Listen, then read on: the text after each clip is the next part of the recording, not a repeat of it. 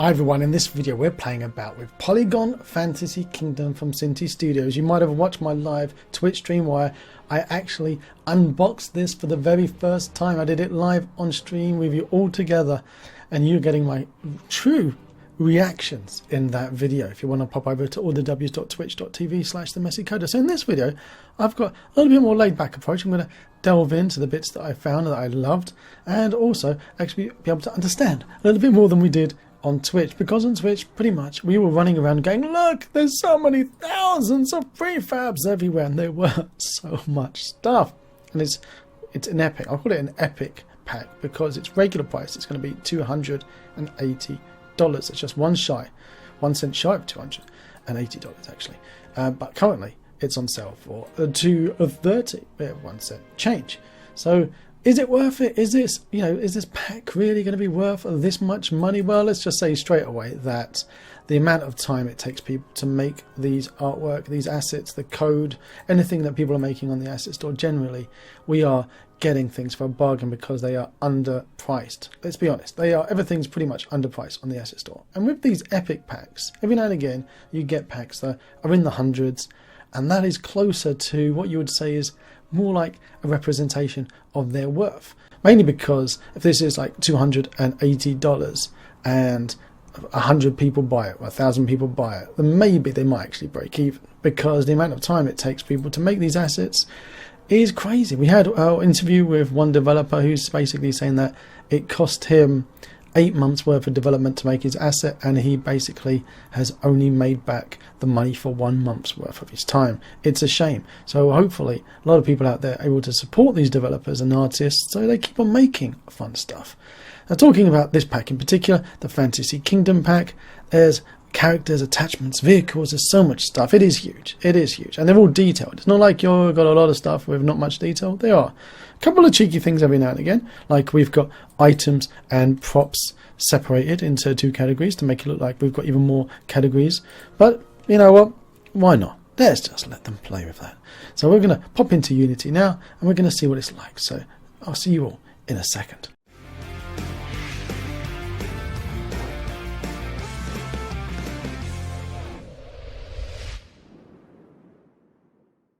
And like magic, here we are inside Unity playing with Synty's Polygon Fantasy Kingdoms pack.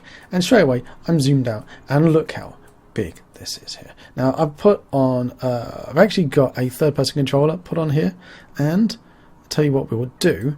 First things first, I'm just going to turn off this. I've used the Invector's free one. It's a free Invector's first-person controller, and I'm going to tell you what I will do. I'll leave the camera on.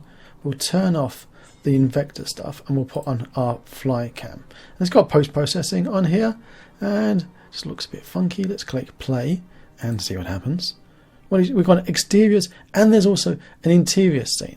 Now when I was playing this, first of all, I was thinking to myself, well, it's a bit shame because we can't go inside any of these buildings. Look, actually I was a complete fool, because there's a whole scene in this pack for interiors to show you basically how you can make every one of these buildings enterable and have walls and props and everything inside them. So yeah, ignore my silliness at the start of the Twitch video if you do watch it, and later on be amazed of my shock and awe when we do actually start playing about. So first things, I'm just going to go all the way over here and we're going to have a nice little intro peaceful fly through the town. So you can see here we've got the stockades that keep everyone in the town safe, and there's the castle in the distance there looking beautiful, and all these clouds up in the sky. Thanks to Aquarius Max for the question that we had a look at them. They are 3D meshes. These are actually 3D objects in the sky that are the clouds, and they do look lovely. Now let's go past here. We've got these tents. Now we do have Treble Shades. Treble Shades. Now if we pause it and let's just click on our little camera so we can go in, you'll find that everything has pivots. So we've got, if I F that, F you, no, we F that. So now we can whoosh, let's send that flying in the sky. And if you open it up, we can see the bucket. If we click on the bucket, here it is, bucket. We can also move the weight around as well. So you could have a lot of fun, basically making it go up, have the weight move, animate it as it goes along, and there you go. It looks fantastic, and it fires out whatever it's firing across the place. Let's unpause and pop back in. So I got some tents around here. There's one thing I did notice when I was playing about, and as we looked around here and said, oh, it looks beautiful and everything looks lovely, when we did look at there's a gaping hole. Oh dear, nobody likes a gaping hole, do they? They could say it's on purpose because it's two separate pieces of material, but if I was here, I'd be like, you're letting all the rain in! Get me that clown that put together this tent. And he'd be like, hey, sorry, your majesty. Right, are these orcs? I don't know, I can't work out who's sieging the castle, to be honest, because this is here, like this. These are sieging the castle. Let's agree. Everyone's agreeing that these people here are sieging the castle. They've set up their tents and they're sieging. So they've got our Treble Shades siege equipment. And look at the trees, by the way. Lovely tree. If you have the other Synty nature pack, it would work really well with this. I thought this was a toilet, but it's not. It's up here now, looking out. And over here, these you'd think would be close against the wall because they're going to have wheels on. There they are down the bottom, and they've been stuck in the mud. So once they get there, everyone's going to climb up here. Where's the ladders? That's the point. Where are the ladders? So you can actually get up to the top, open this up. Let's pause that, and let's see. I didn't actually play with this one. So let's, boom, and yes, it comes down, and then we go, ah, siege them! Siege them! So that works, that's cool. And down here, we've got another piece of siege equipment. We don't have, unfortunately, if we go down here, this is all on one piece. So I wanted that to actually be like rope, and then we could have them separately moved and animated and swing them, but it's not. That's a shame. But other than that, it's lovely. And well, we've got catapults here, although this one's here. We've got looks like a big spoon. So we put it here and you go, way flying over there. And it all looks well and good. And the question is, oh look, this one's fallen down. This one's collapsed. Oh dear. That's a shame. But the people who are here are dying. So look, here's a knight. He's got a spear through him and a load of soldiers. Oh, it's tragic. It's a tragic scene here. They're all pulled up, dead. And there's a horse with a big spear in it, and his ribs and his guts hanging out, and another dead guy, and a little fire here, and a camp. But it is beautiful. It is really beautiful. I love it. But then we saw some orcs, some like trolls or something. I was like really confused. So like, who's sieging it? Are trolls sieging it? What's the story? Because this is epic. There's an epic tale here. There is an epic tale. I'm trying to work out what the epic tale is. I thought that these soldiers were the first wave of people defending it, but the arrows are coming from over here. So obviously they've been picked off by the people in the castle. So are the trolly orc people are the ones who are living in the castle, and these humanoids are the ones who are attacking it? I really just don't know. I would love to find out. But the story is whatever you're going to make of it in your game, whatever you come up with. So we're still just outside. Another little defense here that you can stand behind and shoot little arrows out of, or poke people with your spear. And so many wonderful buildings. Here it is. Look at this thing. Where did these people get this big troll orc giant thing? And it squished a horse. I didn't notice that earlier. It squished a horse. That's tragic. As you can see, they've managed to penetrate the walls and get in, which we're going to have a look at in a moment. And like here, the gates are open. Don't know why the gates are. Why did you open your gates, you mad fools? Keep your gates closed. Why have you got your gates open? And up here you got the little pots. That yes, they do have a pivot on those as well. I mean, it's fantastic siege equipment in here. So pull that down and everyone just go, it burns, it burns. Let's get out of pause and we'll just fly up here rather than doing it out of game mode. So you can see lovely catapults.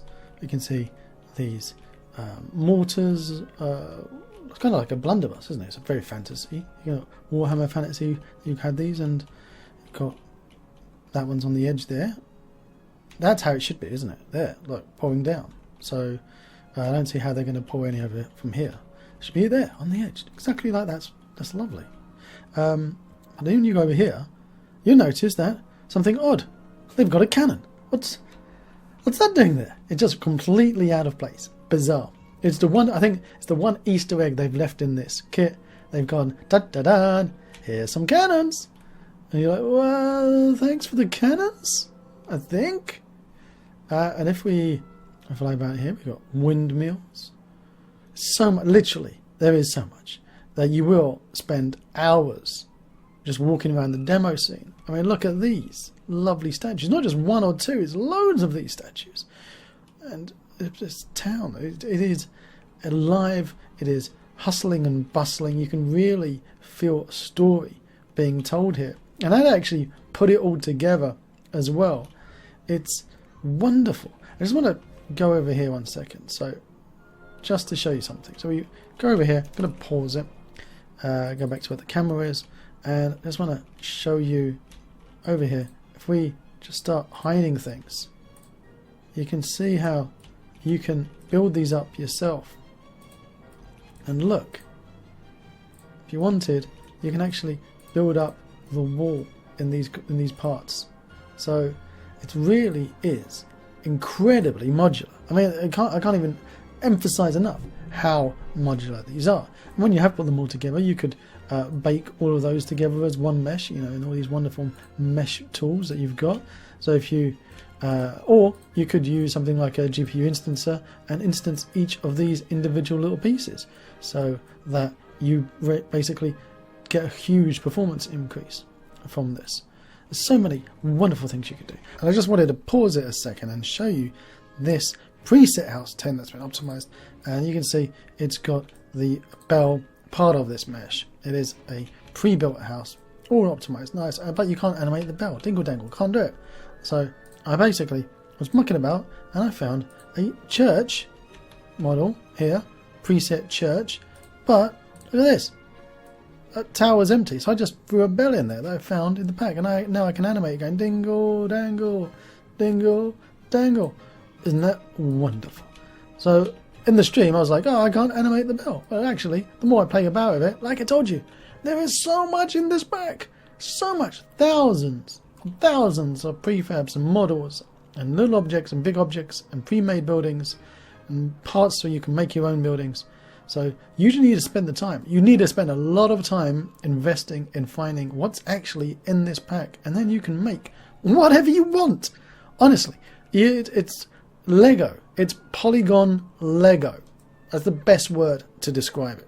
And this town is huge. I'm not going to even show you everything because it will take hours. If you do want to see a more in-depth video, go over to my stream, allthews.twitch.tv/themessycoder.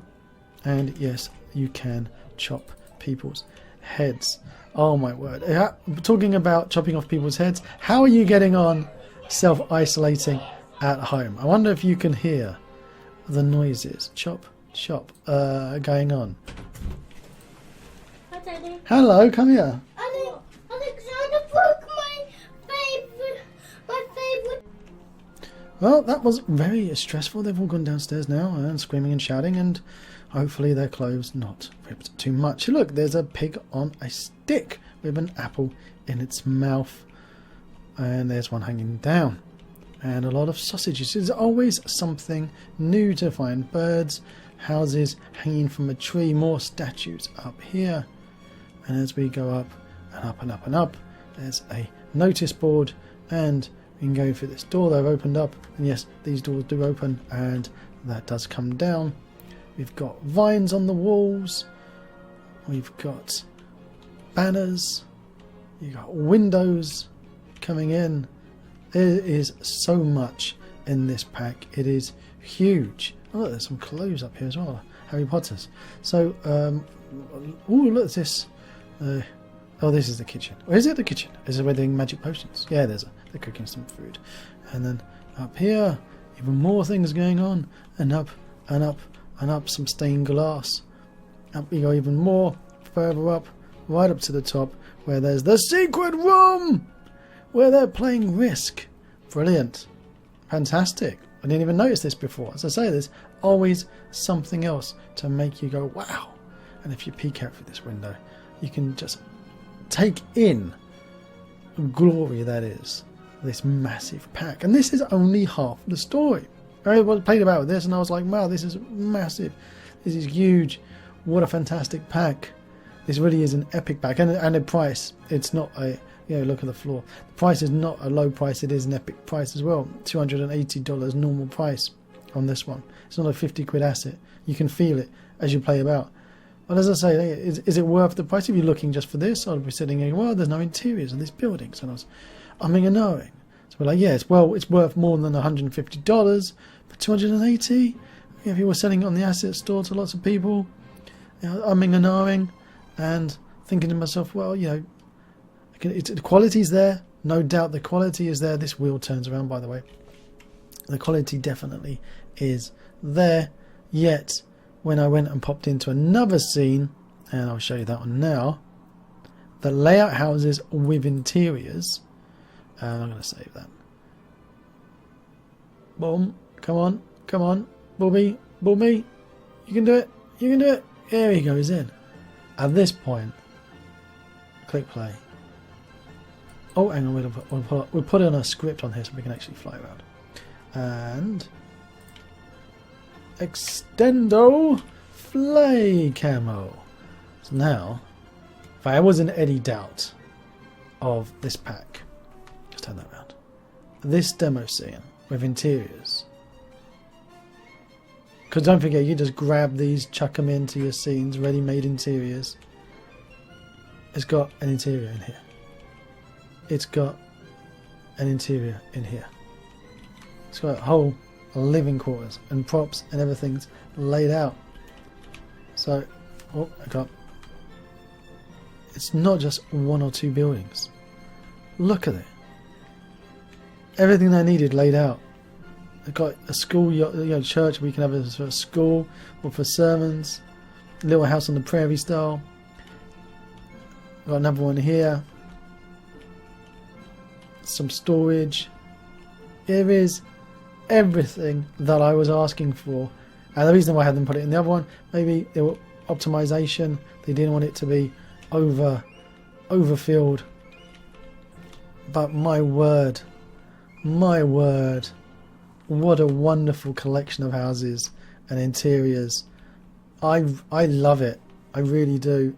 I haven't got a clue what I would do with it. If you're making a fantasy game, then yeah, definitely. If you're making like a poly style fantasy game, then you need this pack. And it's got characters that are in this pack. When they show we haven't even shown the characters yet. Look, the washings on the washing line. We haven't even shown the characters yet.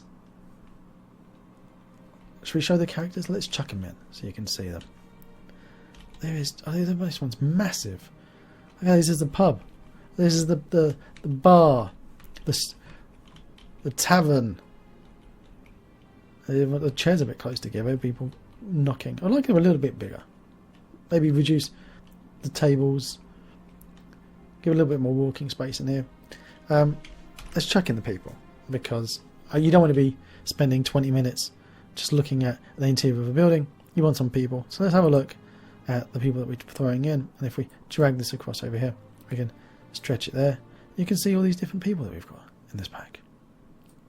So you got 1, 2, 3, 4, 5, 6, 7, 8, 9, 10, 11. What's that? 22 people.